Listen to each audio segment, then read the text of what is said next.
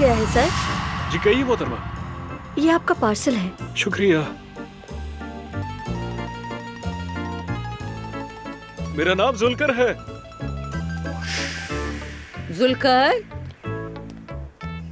कौन आया था? लाल वर्दी वाली कुरियर। कौन?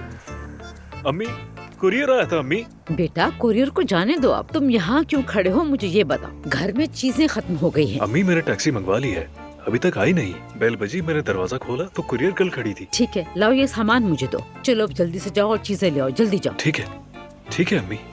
चलो अब जल्दी करो जुलकर।